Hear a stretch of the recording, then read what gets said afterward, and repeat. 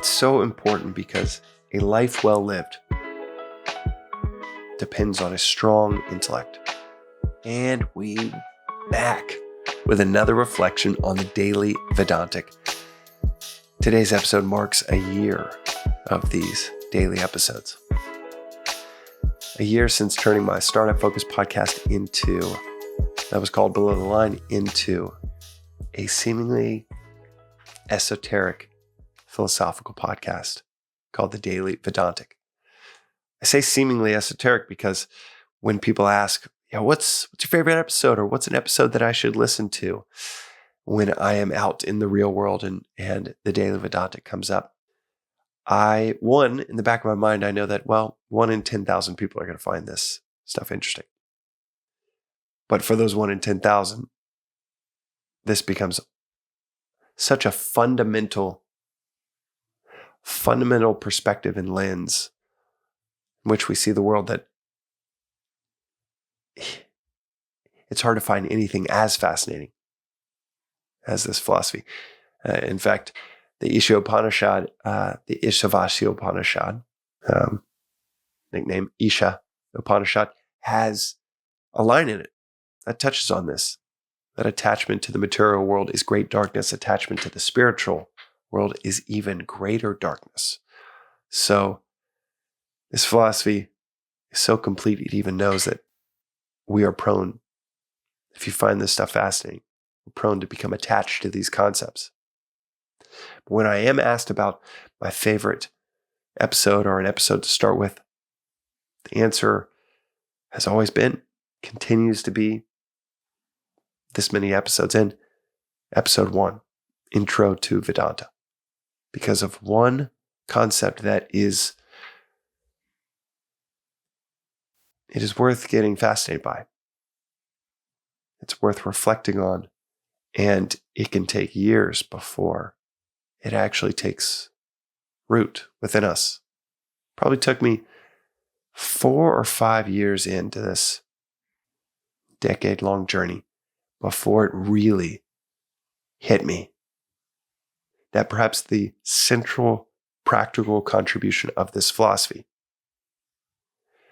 for that central contribution really hit me and started to affect how I approached my day-to-day living. That central contribution, I mention it in various episodes, and it is in the intro because it is the introductory concept, made explicit within this philosophy in a way that I've never seen in any philosophy, any psychological concept, framework. And that is that you have 3 equipments to navigate the world. And I'll talk about why this is so powerful after I outline something that some of you might already know what I'm about to say. But hearing it, knowing it, being able to recite it, and really understanding it, embodying it is something wholly different. But that is the central practical concept of this philosophy, is that you have 3 equipments to navigate you through the world. You've got your body. No surprise there. We all know that. You've got your mind.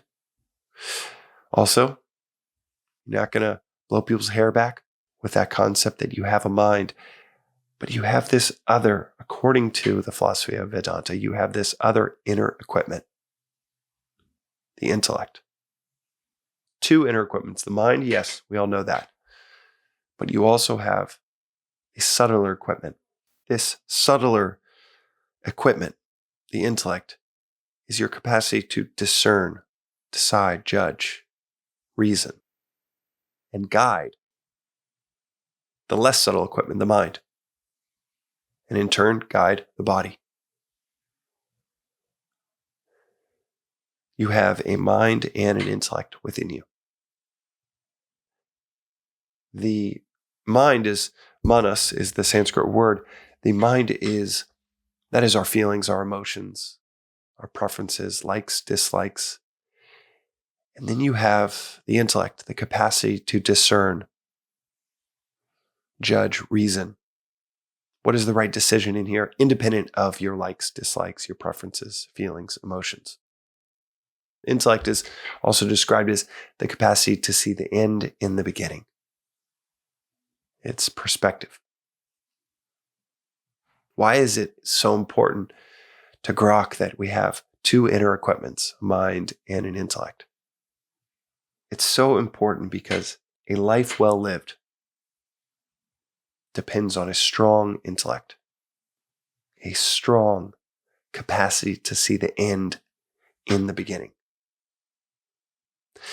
And that strength comes from, like building strength in anything, a development, a conscious, deliberate development of that capacity. But you can't develop a capacity, you can't develop an inner capacity if you don't know you have it. If you don't call it out, if you don't make it explicit. Our culture talks around this concept by saying things like mindset or frame of mind, but it doesn't make it explicit in terms of, well, what sets the mind? What frames the mind?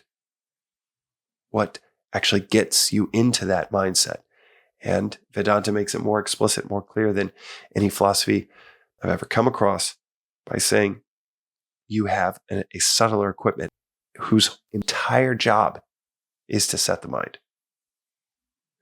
But like strength in our body, it doesn't just happen on its own.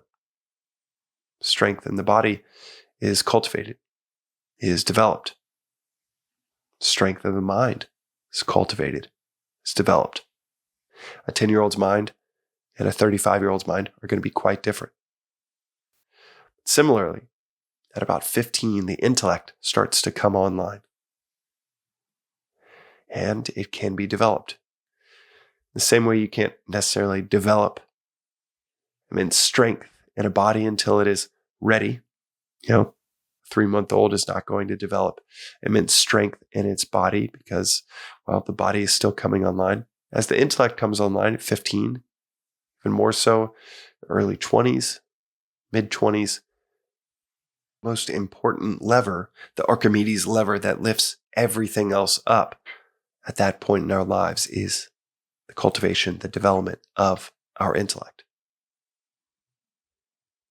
So out of this practical contribution in our day-to-day living of telling us that we have these two equipments, and then telling us that the development of the intellect, the subtlest of our three equipments, that is what gives rise to the capacity to see the end in the beginning, gives rise to wisdom, gives rise to wise decisions, gives rise to a beautiful life design because it's guiding the mind and then in turn guiding the body and making great choices for the mind and the body. What is relevant, and perhaps more than just relevant, what is so powerful, profound within our practical living. This isn't even philosophy. This is just practical logistics to living life well. What is so powerful, profound about this contribution, this concept, is that once you know you have an intellect, once you even entertain the idea, maybe I have an intellect, you can start to see where its weaknesses are. And by recognizing its weaknesses, by recognizing when your intellect steps in and says, you know what, I shouldn't have that third drink right before driving.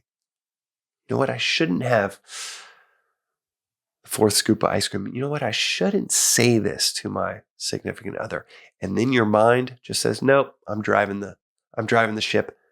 We're saying this. We're doing this. This is happening. Once you recognize the need to develop it, let's say, once you recognize its shortcomings,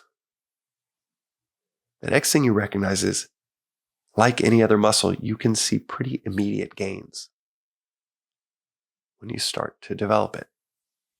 Start to see your intellect get stronger. Starts making decisions 9 a.m. that affect you at 9 p.m. Starts making decisions on Tuesday that affect you on Friday. It starts making decisions well before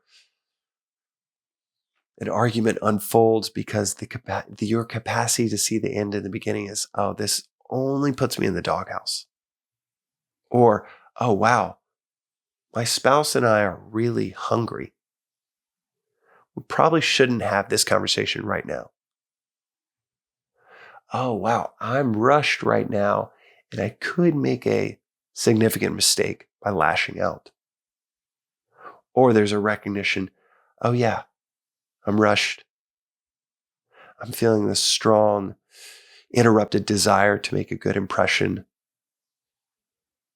And these people that are waiting for me at this meeting, whatever it is, that capacity to see the end in the beginning, that is the capacity to see. And our capacity to see clearly, that comes from developing our intellect. And how do you develop the intellect? It's the 3 practices I mentioned last episode. Question everything. Don't take anything for granted. Study, reflect daily. The root of our suffering comes from ignorance, and our ignorance leads to attachment, desires. Ignorance of who we are, what we are capable of, leading to these attachments, desires, thinking we need these things to go our way. And those attachments, you catch them like a virus. It's often talked about as the virus of attachment because we catch these things from our neighbors, our friends, our colleagues, the TV commercial. The antidote to that is a daily inoculation through daily study and reflection. In addition to that, so not take anything for granted. You're on day 20 of a gnarly sinus infection like I am. Don't take it for granted. Does that actually get in the way of your sadhana, of your spiritual study reflection, or does it actually add to it? All of the great things that you got going for you, don't take them for granted. The first practice, question everything. Everything that you think you need, do you really need those things? Are those beliefs that you have written in stone that you just know are true? Are they true? Or is life this constant unfoldment of really confident views that were completely wrong? And if life is filled with those examples, what are the views that we are so certain of right now that might also be completely wrong? Those 3 practices develop the intellect that then guide the mind, the body, that guide you towards the capacity to see clearly, to see what you really want versus what you think you want, to see what you should do versus what you ought to do versus what you might want to do in that moment, and developing our capacity to see clearly. That is a journey of unparalleled adventure. And that is today's reflection on the Daily Vedantic. Reflection that you might have heard me say 10, 15 times before. But I know it might take a couple years before it really sets in. And the path to it setting in is repetition, hearing it over and over again, reflecting on it over and over again, and awakening the subtlest but the most powerful equipment we have, our intellect. We'll see you next time.